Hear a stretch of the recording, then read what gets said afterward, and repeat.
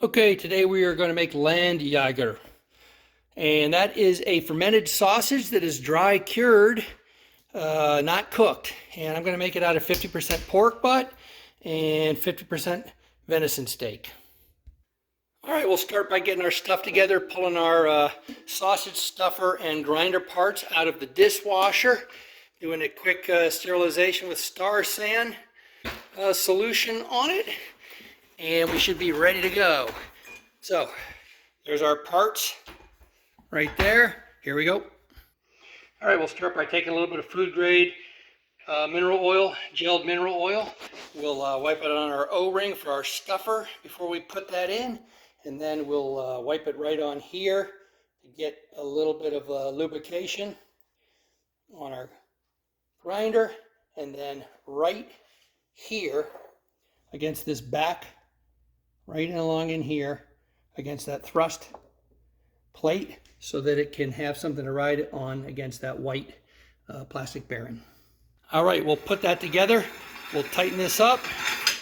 And then once we're there, we'll back it off about an eighth of a turn so that there's no friction on the grind. Now we're going to take that and put it in our freezer. Spray a little bit of vegetable oil, canola oil, on the inside of my stuffer. That lets the meat go down and helps it clean off when we're done.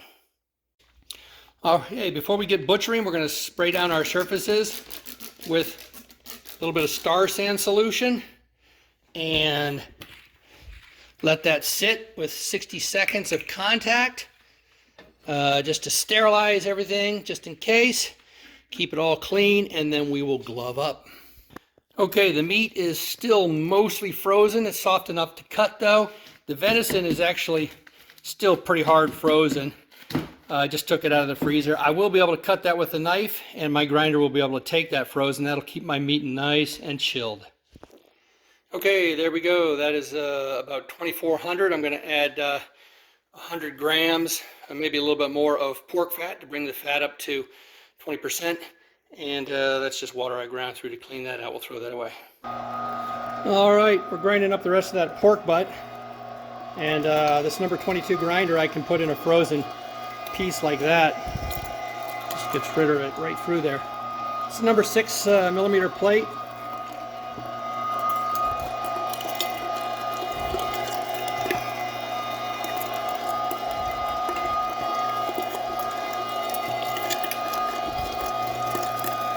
Big old chunks, no problem. Okay, there we go, 2.5 kilograms, just less than 6 pounds in there. That's my spice mix. I used 10 different recipes from books and the web. Normally I use Stanley and Mariansky recipes, but in this case, he was the odd man out. They used cumin instead of caraway in Mariansky, and the rest of it was pretty much the same as Cabanossi.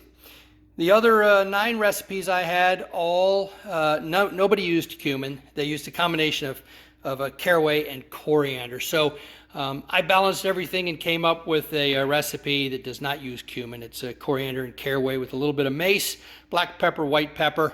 The recipe's down in the description. I also have some binder that I'm going to use. That happens to be SureGel from Walton's. It's a sodium phosphate and milk. Non-fat dry milk and gelatin. And then I'm going to use a smooth acid blend. It's encapsulated citric acid, or lactic acid actually. All right. I am trying to make a quick, instead of a 6-week Landjaeger, I'm making a quick Landjaeger that I can mix up, cure in 1 day, smoke, and have it be ready with sufficient drying the next day. Because of that, I'm not going to do a ferment.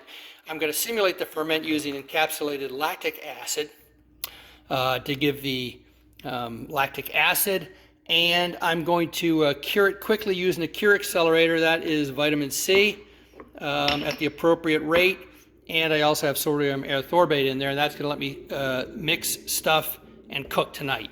I'm going to cook it down low, just getting up over 130 degrees for my pathogen lethality treatment, and then I'm going to dry it at that safe temperature, probably about 135 to 140, and that's going to simulate 6 weeks of drying. We'll see how it works. All right, stuffing it on a sheepskin casing. It's our sheep casing, 18 to 22 millimeters, and leaving it pretty tight. I'm not really going to be able to flatten these. This picture shows what Landjaeger normally looks like. It is stuffed into a hog casing, 30 to 32 millimeters, like a normal bratwurst, and then flattened to this characteristic shape during the ferment. And they usually make them about 6 to 8 inches long, connected, two of them connected together. However, since I'm actually going to simulate the ferment and the 6-week drying period, I want a much smaller diameter to get a good dry, quick dry. So I'm going to use sheep casings, 18 to 22 millimeter. And just to ensure that I get a good even drying overnight, since I'm doing a fast dry, I'm not going to flatten it. So it won't have this characteristic rectangular. However, hopefully the flavor will be the same. This picture, by the way, is from Eric at Two Guys in a Cooler, one of the most outstanding sausage making sites on the internet. If you haven't been to his site, I highly recommend you go check out his stuff. Okay, there it is loaded in the smoker. I got some nice cherry wood chips. Here we go. Here's the Landjaeger coming out after being dried. My intent here was to do an overnight version instead of a 6-week version of Landjaeger. And I wanted to get a good 45 or 50% weight loss to create a very shelf-stable product I could carry around in my bag for a week with no worry. I stepped the temperature up from 130 to 145 to 160, and that allows a gradual increase in snack stick temperature and keeps the fat from melting out. At 160, I held it there until I had 150 degrees on the internal temperature, and that was because the smooth acid, encapsulated lactic acid blend that I used needs 150 degrees to melt that encapsulation and release the acid. After that, I dropped the temperature down to 135. That keeps it safely above 130, so it's in the pathogen lethality region, and I won't worry about anything growing. But still as cool as I could just to get some drying. I left it for 8 hours overnight. I was going for 45% weight loss. It over dried a little bit. I would probably only dry for 4 hours or so in the future. The taste turned out to be great. And after leaving it in the refrigerator bagged for about 3 days, the moisture all evened out and it was a really great but super shelf-stable snack stick. Here you can see the close-up of a cross-section with about 55% weight loss is what it came out to.